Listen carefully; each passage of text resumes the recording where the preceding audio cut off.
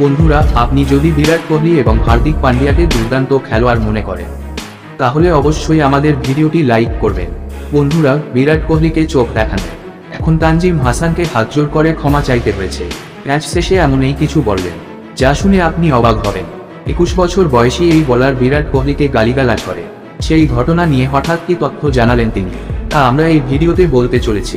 কিন্তু তার আগে বন্ধুরা, আপনার কি মনে হয় ভারত এবার টি-20 বিশ্বকাপ ট্রফি জিততে পারবে কিনা? আপনার মতামত কমেন্ট করে বলুন। বন্ধুরা, ভারত এবং বাংলাদেশ ম্যাচে যেখানে টিম ইন্ডিয়া 50 রানে জিতেছিল, বাংলাদেশ ভারতীয় দলের সামনে 1 মিনিটও দাঁড়াতে পারেনি। তবে এখন টিম ইন্ডিয়া দলের জয়ের চেয়ে বেশি এই মুহূর্তটি ভাইরাল হচ্ছে, যেখানে 21 বছর বয়সী এক নাবালক বোলার বিরাট কোহলিকে চোখ দেখিয়ে ভুল করলেন। হ্যাঁ বন্ধুরা, আসলে এই ম্যাচে বিরাটকে আউট করেন বাংলাদেশের প্রাণঘাতী বোলার তানজিম হাসান, যার পরে তিনি এই কিংবদন্তি ব্যাটসম্যানের সামনে এই প্রতিক্রিয়াটি দেখায়। তাই এখন প্রতিক্রিয়াটি ভাইরাল হচ্ছে। আশ্চর্যের বিষয় হলো যে এই ম্যাচে একই ওভারে কোহলি এবং সূর্যকে আউট করার পর তার এই প্রতিক্রিয়া এখন সামাজিক যোগাযোগ মাধ্যমে ভাইরাল।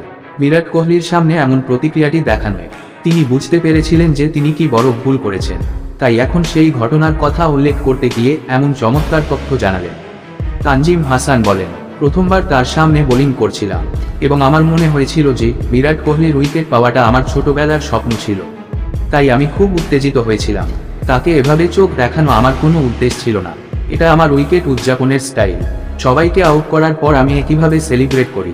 ব্যাপারটা ভুলভাবে নেওয়া হয়েছে। আমি কখনোই বিরাট কোহলির মতো দুর্দান্ত খেলোয়াড়কে অপমান করার কথা ভাবতে পারি না, কিন্তু তারপরও যদি আমাকে তার অনুভূতিতে আঘাত করার নির্দেশ দেওয়া হয়, তাহলে আমি তার কাছে ক্ষমা চাই। এমন ভুল আর করব না।